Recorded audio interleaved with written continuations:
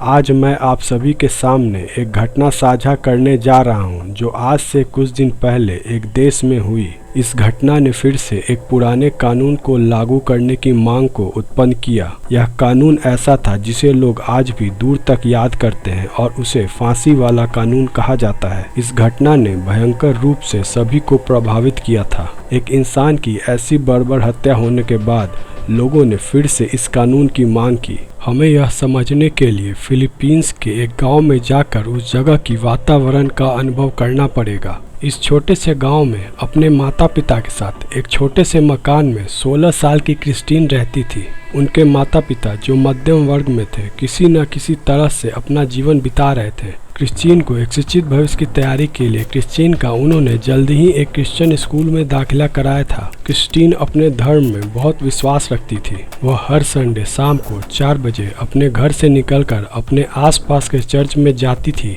जहां वह सेवाएं और अन्य कार्यों में शामिल होती थी। 8 बजे तक वह वहीं रहती। प्रार्थनाएं और अन्य धार्मिक गतिविधियां होने के बाद वह अपने घर वापस आती थी। यह उसका हर हफ्ते का रूटीन बन गया था और इसमें उसके माता पिता को भी कोई दिक्कत नहीं थी। 9 मार्च 2019 का वो खास दिन था। सुबह सुबह क्रिस्टीन अपने माता पिता के साथ सामाजिक आवश्यकताओं के लिए बाजार गई। बाजार से वापस लौटने के बाद क्रिस्टीन ने बीटीएस के कुछ एपिसोड देखे और तब तक शाम हो चुका था। शाम के लगभग 3:30 बजे क्रिस्टीन ने अपनी माँ से कहा कि वह चर्च जा रही है। क्रिस्टीन की माँ ने कहा तुम जाओ कोई बात नहीं, लेकिन क्रिस्टीन ने कहा मैं वक्त पर वापस आ जाऊंगी। लगभग 6:30 बजे के आसपास क्रिस्टीन घर से बाहर निकली और चर्च में पहुंची। वहां जाकर क्रिस्टीन ने उसी काम को किया जिसके लिए उसे रखा गया था। क्रिस्टीन के जाने के बाद उसकी माँ घर के कामों में व्यस्त हो गई क्योंकि क्रिस्टीन के पिताजी जल्द ही घर आ रहे थे और उनके लिए खाना बनाना था। खाना बनाते हुए तकरीबन 7 बज चुके थे, लेकिन क्रिस्टीन अब तक घर वापस नहीं आई थी। क्रिस्टीन की मां को चिंता हो रही थी क्योंकि क्रिस्टीन के पिताजी जल्द ही घर वापस आ रहे थे। लगभग 7:30 बज चुके थे और क्रिस्टीन अब तक घर वापस नहीं आई थी। जब क्रिस्टीन के पिताजी घर वापस आए तो क्रिस्टीन की मां ने क्रिस्टीन के पिताजी को बताया कि क्रिस्टीन अब तक घर वापस नहीं आई है। क्रिस्टीन के पिताजी भी उस समय घबरा गए, लेकिन क्रिस्टीन की मां को हौसला देते हुए उन्होंने कहा कि कोई बात नहीं, हम क्रिस्टीन को ढूंढ लेंगे। 8 बजे तक जब क्रिस्टीन घर वापस नहीं आई, क्रिस्टीन के माता पिता को बहुत अधिक चिंता होने लगी। यह एक सामान्य समय था जब तक क्रिस्टीन घर वापस आ जाती थी, लेकिन उसे अब तक देखा नहीं गया था। इससे उनकी चिंता बढ़ गई। दोनों ने घर से बाहर निकलने का फैसला किया और पड़ोस में लोगों से पूछना शुरू किया कि क्या किसी ने क्रिस्टीन को देखा है, लेकिन किसी को भी क्रिस्टीन की कोई लोकेशन नहीं मिल रही थी। गांव के स्थानीय लोगों ने मिलकर क्रिस्टीन को ढूंढने का प्रयास किया, लेकिन उन्हें भी कोई सूचना नहीं मिल रही थी। सभी लोग और क्रिस्टीन के माता पिता ने मिलकर यह निर्णय लिया कि हम पुलिस स्टेशन में जाकर रिपोर्ट लिखवा दें कि क्रिस्टीन गायब हो गई है और अभी तक घर वापस नहीं आई है। वे सभी लोग लोकल पुलिस स्टेशन पहुंचे और पुलिस अधिकारियों को बताया कि इस तरह से क्रिस्टीन घर वापस नहीं आई है। वह 4 बजे से घर से निकली थी चर्च का नाम मोड़कर, लेकिन अब तक वह वापस नहीं आई थी, जबकि उसे उसी समय तक घर वापस आ जाना चाहिए था।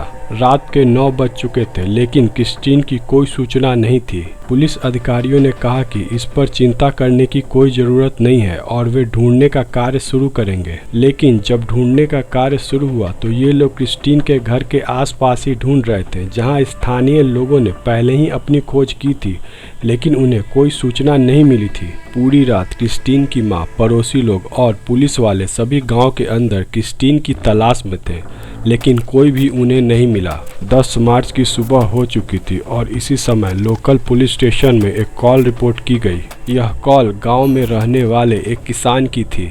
जब वह सुबह सुबह उठकर अपने खेतों में गया तो वहां एक भयानक दृश्य देखकर घबरा गया। जैसे ही वह अपने खेतों में पहुंचा, वहां एक लाश देखा। यह एक लड़की की लाश थी। इस खबर को सुनते ही पुलिस वाले ने क्रिस्टीन के माता पिता को भी बुलाया।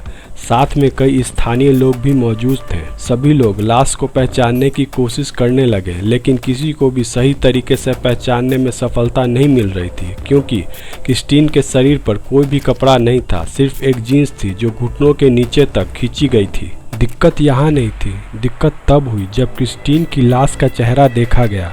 लोगों ने देखते ही यकीन नहीं किया कि सच में यह किसी इंसान की लाश है, क्योंकि उस लाश के चेहरे का आधा हिस्सा बिल्कुल गायब था।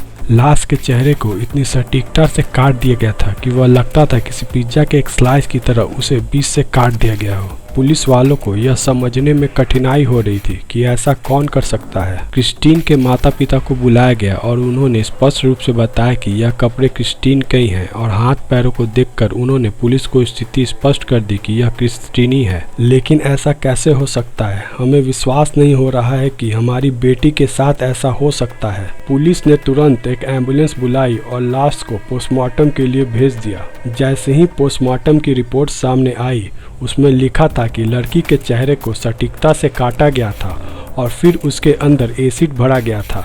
उसका दिमाग, जबड़ा और ऊपरी त्वचा सारी की सारी एसिड से जल चुकी थी। यह बात लोगों को पता चलने पर उनमें गुस्सा फूट गया कि ऐसी बेदर्दी वाली घटना कैसे हो सकती है जो उन्होंने अब तक कभी नहीं देखा था। पुलिस ने लोगों का गुस्सा कम करने के लिए पोस्टमार्टम रिपोर्ट में लिखा गया कि लड़की के साथ बलात्कार नहीं हुआ है।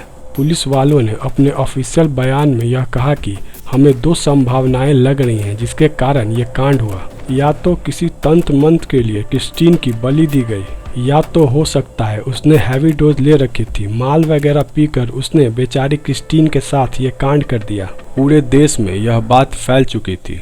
लोग सड़कों पर प्रदर्शन कर रहे थे। लोग यह जानना चाह रहे थे बेचारी क्रिस्टीन, जो कि एक 16 साल की लड़की थी, कोई उसके साथ ऐसा कैसे कर सकता है। सरकार को भी इस केस में इन्वॉल्व होना पड़ा और सरकार ने 2 मिलियन पैसों का इनाम रखा कि जो भी इस केस में पुलिस की मदद करेगा उसको यह राशि दी जाएगी। लेकिन इससे पुलिस को कोई फ़ायदा नहीं हुआ। 2 मिलियन के लालच में कोई भी चला आ रहा था जिसके पास सही जानकारी नहीं थी। लोग एक दूसरे पर इल्ज़ाम लगा रहे थे, लेकिन जब पुलिस सटीकता से उनसे पूछताछ करती तो उनके पास कोई सबूत नहीं होता। फिर सरकार ने निर्णय लिया और इस केस को वहां की सबसे बड़ी एजेंसी एनबीआई को सौंप दिया। एनबीआई ने इस केस को बहुत ही सीरियसली लिया और आसपास के सीसीटीवी फुटेज को खंगालना शुरू कर दिया। एनबीआई टीम को एक फुटेज हाथ लगी जिसके अंदर क्रिस्टीन एक रोड के ऊपर चलती दिखाई दे रही थी, लेकिन वह अकेली नहीं थी, उसके साथ एक व्यक्ति मौजूद था। इस व्यक्ति की पहचान के लिए पुलिस वालों को बहुत मुश्किल हो रही थी, क्योंकि सीसीटीवी फुटेज में शरीर का पीछे का हिस्सा दिखाई दे रहा था और इनकी शक्ल दिखाई नहीं दे रही थी।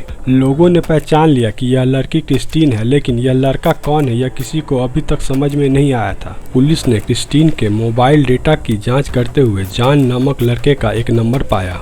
जॉन क्रिस्टीन का पूर्व प्रेमी था जिससे उसका ब्रेकअप हो चुका था। पुलिस ने सोचा कि क्रिस्टीन से बदला लेने के लिए जॉन ने ऐसा किया होगा। जॉन को पुलिस स्टेशन लाया गया और पूछताछ शुरू की गई। वह बार बार यही बोल रहा था कि मैं उस पूरे दिन अपने घर पे ही था। आप चाहें तो मेरे परिवार वाले और मेरे पड़ोसियों से पूछ लीजिए। फिर भी पुलिस ने उस पर मर्डर का चार्ज लगाया और बिना किसी सबूत के उसे अदालत में पेश किया।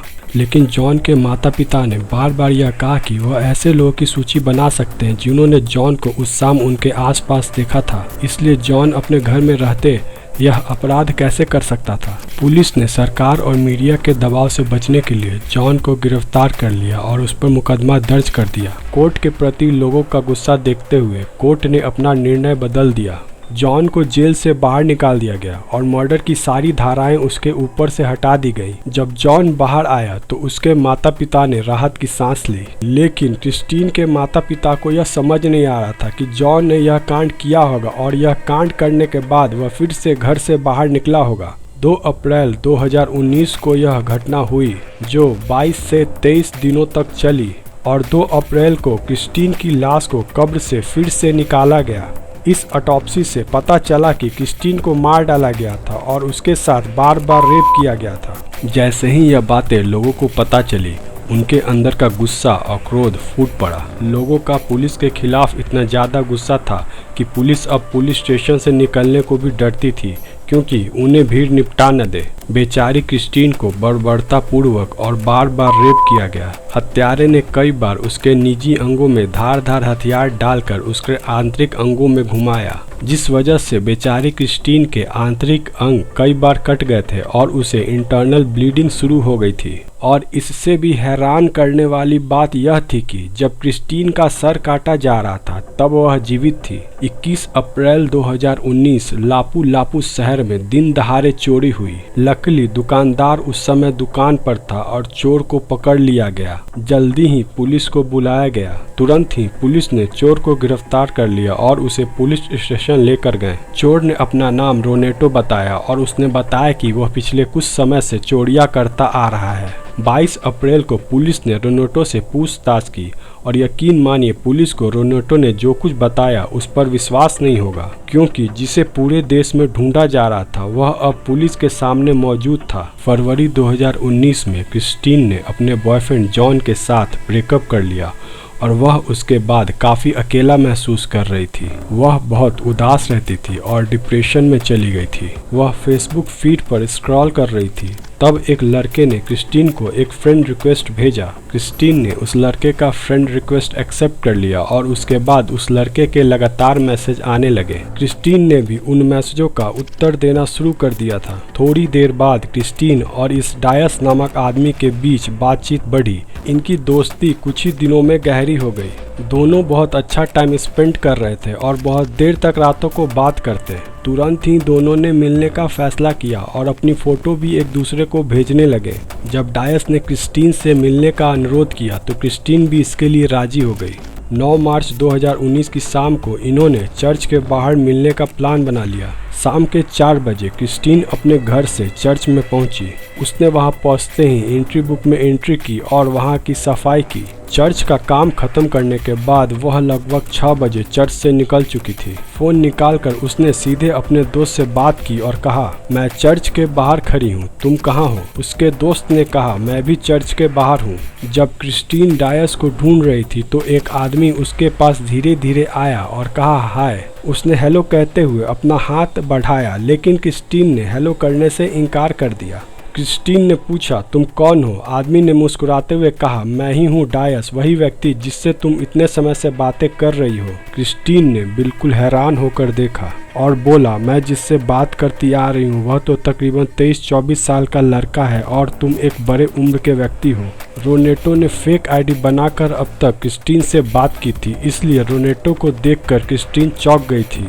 रोनेटो, जिसने क्रिस्टीन से सीधे डायस के रूप में बातचीत की थी, वह अब तक क्रिस्टीन के भावनाओं के साथ खेलता आ रहा था। यहीं से क्रिस्टीन ने अपनी स्थिति को समझकर उससे मिलकर अपने घर की ओर चलना शुरू कर दिया, लेकिन रोनेटो भी उसके साथ पीछे पीछे चलने लगा। उसने क्रिस्टीन को बार बार बताया कि तुम मुझे समझने की कोशिश करो, मुझसे गलती हो गई है कि मैंने फेक आईडी बनाकर तुमसे बात की, लेकिन मेरी भावनाएं बिल्कुल सच हैं। अब आप सोच कर देखिए, यह शादीशुदा व्यक्ति जिसकी उम्र 43 साल है और जिसको नशे के जुर्म में पुलिस ने कई बार उठाया, वो क्रिस्टीन को अभी भी समझा रहा था, तुम मुझसे मिलो, तुम मुझसे बातें करो, तुम मुझसे गुस्सा होकर मत जाओ। रास्ते में ही जब क्रिस्टीन घर जा रही थी तो फिर से उन दोनों में एक बार लड़ाई हो गई। रोनेटो वहां पर भी नशा कर माल फूंक कर आया था और उसे समझ नहीं आ रहा था कि वह क्रिस्टीन के साथ कैसे बराबरी कर सकता है। क्रिस्टीन अंधेरे में ही अपने घर की ओर जा रही थी और वह समय पर पहुंच भी जाती,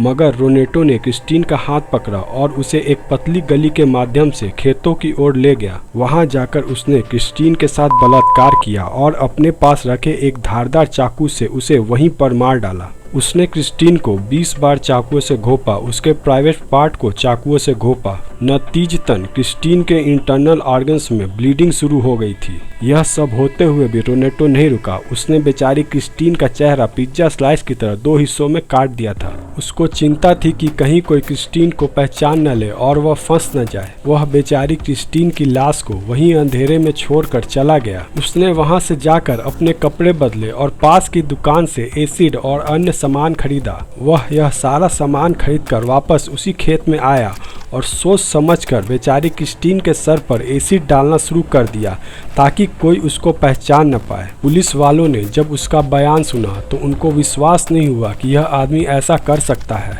अगले दिन पुलिस ने उसे कोर्ट में पेश किया और साथ ही उसके घर से खून से सने कपड़े को भी बरामद कर लिया था, जिसे पहनकर उसने यह कांड किया था। 25 मई 2019 की सुबह पुलिस ने जब रोनेटो का सेल चेक चेक किया तो पाया कि रोनेटो ने फांसी लगाकर आत्महत्या कर ली थी। पुलिस वालों ने दुनिया के सामने आकर यह बयान दिया कि रोनेटो अब इस दुनिया में नहीं रहा। पूरे देश का गुस्सा रोनेटो पे फूट रहा था, लेकिन रोनेटो ने तो फांसी लगाकर आत्महत्या कर ली थी, इसलिए अब उसे मृत्युदंड यानी सजाए मौत की सजा नहीं दी जा सकती थी। फिर भी लेकिन पूरे देश के लोग इकट्ठा होकर सरकार से यह मांग कर रहे थे जो मृत्युदंड यानी फांसी का कानून पहले लागू था उसे फिर से लागू किया जाए।